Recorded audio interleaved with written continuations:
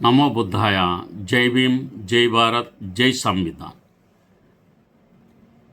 నేను లైంగిక విద్య పిల్లలకు తెలియచేయాలనే ఉద్దేశంతో యుక్త వయసు మరియు లైంగిక ఆరోగ్య విద్యా సమాచారం ఇవ్వాలని భావిస్తున్నాను. ఇది ఒక 4 భాగాలుగా ఉంటుంది. ఇది మొదటి భాగం. యుక్త వయసు మరియు లైంగిక ఆరోగ్య విద్యా సమాచారం లేని చోట అపోహలు పుడతాయి. అవగాహన ఉన్న చోట ఆరోగ్యం వికసిస్తుంది. ఎందుకు ఈ అంశం గురించి మాట్లాడాలి? భారతదేశంలో గణితం, విజ్ఞానం, సాంకేతిక విద్యకు ఎంతో ప్రాధాన్యం ఉన్నప్పటికీ యుక్త వయసు, శరీర మార్పులు, లైంగిక ఆరోగ్యం, వ్యక్తిగత భద్రత వంటి జీవితానికి అత్యంత అవసరమైన అంశాలపై ఇప్పటికీ తగినంత చర్చ జరగడం లేదు. కుటుంబాల్లో ఈ విషయాలను మాట్లాడడానికి సంకోచం, పాఠశాలలో పరిమిత అవగాహన, సామాజిక అపోహాలు కలిసి యువతను అనిశ్చితి మరియు గందరగోళానికి నెడుతున్నాయి. ప్రపంచ ఆరోగ్య సంస్థ ప్రకారం యుక్త వయసు అనేది కేవలం శారీరక మార్పుల దశ మాత్రమే కాదు. అది శారీరక, మానసిక, భావోద్వేగ, సామాజిక ఎదుగుదల కలిసి జరిగే అత్యంత కీలకమైన కాలం. ఈ దశలో సరైన సమాచారం అందితే యువత ఆరోగ్యకరమైన నిర్ణయాలు తీసుకోగలుగుతుంది.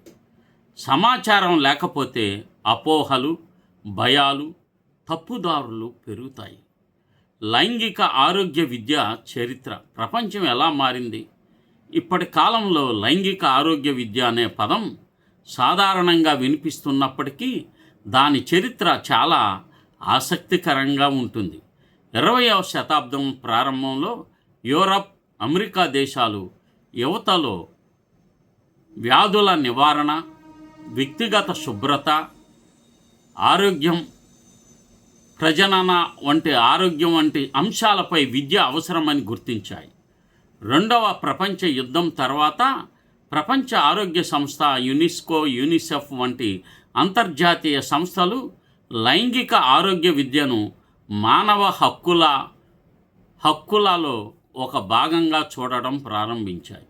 1994లో కైరోలో జరిగిన international conference of population and development తర్వాత యువత ఆరోగ్య హక్కులపై ప్రపంచవ్యాప్తంగా మరింత దృష్టి పెరిగింది. భారతదేశంలో కూడా పలు రాష్ట్రాల్లో పాఠశాలల స్థాయిలోనే యుక్త వయసు విద్యా కార్యక్రమాలను ప్రవేశపెట్టాయి. అయితే సామాజిక అపోహలు మరియు రాజకీయ వివాదాల కారణంగా కొన్ని ప్రాంతాల్లో అవి పూర్తిగా అమలు కాలేకపోయాయి. అయినప్పటికీ నేడు వైద్య నిపుణులు, విద్యావేత్తలు, హూ, యూనిసెఫ్ వంటి సంస్థలు ఒకే విషయం చెబుతున్నాయి: సరైన వయసులో శాస్త్రీయ అవగాహన ఇవ్వడం యువత ఆరోగ్యానికి అత్యంత అవసరం. యుక్త వయసు ప్రకృతి రూపొందించిన అద్భుతమైన మార్పు. బాల్యం నుంచి యువ దశలోకి మారే సమయంలో శరీరంలో ఒక మహత్తరమైన మార్పును అనుభవిస్తుంది. మెదడులోని హైపోథాలమస్ మరియు పిట్యూటరీ గ్రంథులు ప్రత్యేక హార్మోన్లను విడుదల చేయడం ప్రారంభిస్తాయి. ఈ హార్మోన్లు శరీరానికి ఎదగాల్సిన సమయం వచ్చినప్పుడు సంకేతాలు పంపుతాయి. అబ్బాయిలలో టెస్టోస్టెరోన్ అనే హార్మోన్ ప్రభావం పెరుగుతుంది. అమ్మాయిలలో ఈస్ట్రోజన్ మరియు ప్రొజెస్టరాన్ హార్మోను ప్రధాన పాత్ర పోషిస్తాయి. ఈ రసాయనిక మార్పుల వల్లే శరీర ఆకృతి, స్వరం, కండరాల అభివృద్ధి, అలాగే ప్రజనన వ్యవస్థ ఎదుగుదల వంటి మార్పులు కనిపిస్తాయి. యుక్త వయసు అందరిలో ఒకే సమయంలో ప్రారంభం కాదు. కొందరిలో త్వరగా, మరికొందరిలో ఆలస్యంగా రావచ్చు. ఇది సాధారణ జీవ వైవిధ్యంలో భాగం. అద్దంలో కనిపించే మార్పుల వెనుక శాస్త్రం యుక్త వయసులో అబ్బాయిల గొంతు ఎందుకు మారుతుంది, అమ్మాయిలలో నెలసరి ఎందుకు ప్రారంభమవుతుంది? చర్మంపై మొటిమలు ఎందుకు వస్తాయి? ఇవన్నీ హార్మోన్ల ప్రభావం వల్లే జరుగుతాయి. శరీరంలో సెబీషియస్ గ్లాండ్స్ నూనె గ్రంథులు చురుకుగా పనిచేయడం వల్ల మొటిమలు రావచ్చు. చెమట ఎక్కువగా ఉత్పత్తి కావడం వల్ల శరీర వాసన మారవచ్చు. వెంట్రుకల పెరుగుదల కూడా ఇందులో ప్రక్రియ భాగం. చాలామంది ఈ మార్పులను అసాధారణంగా భావిస్తారు, కానీ ఇవన్నీ ఆరోగ్యకరమైన ఎదుగుదలకు సంకేతాలు. కళలలో వీర్యస్థలనం జరుగుతుంది. భయపడాల్సిన అవసరం ఉందా అంటే భారతీయ యువకుల్లో ఎక్కువగా అపోహలు ఉన్న అంశాలలో ఇదొకటి. నిద్రలో వీర్యస్థలనం జరగడం చాలామంది యువకులకు భయం కలిగిస్తుంది. కొందరు దీనివల్ల శక్తి తగ్గిపోతుందని, ఆరోగ్యం దెబ్బతింటుందని భావిస్తారు. వైద్యశాస్త్రం ప్రకారం ఇది పూర్తిగా సహజమైన జీవ ప్రక్రియ. దీనిని నాక్టర్నల్ ఎమిషన్ లేదా వెట్ డ్రీమ్ అంటారు. శరీరం ఉత్పత్తి చేసిన వీర్యాన్ని సహజంగా విడుదల చేసే విధానమే ఇది.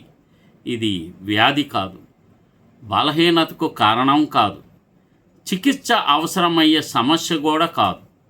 భారతీయ యువతలో ఉన్న ప్రధాన అపోహలు, మన దేశంలో ఇంకా అనేక అపోహలు కొనసాగుతూ ఉన్నాయి. ఉదాహరణకు, మొటిమలు వస్తే శరీరంలో పెద్ద వ్యాధి ఉందని కొందరు భావిస్తారు. మరికొందరు నెలసరి సమయంలో అమ్మాయిలు కొన్ని ఆహారాలు తినకూడదని నమ్ముతారు. ఇంకొందరు యుక్త వయసులో వచ్చే సహజ శారీరక మార్పులను అనారోగ్య లక్షణాలుగా భావిస్తారు.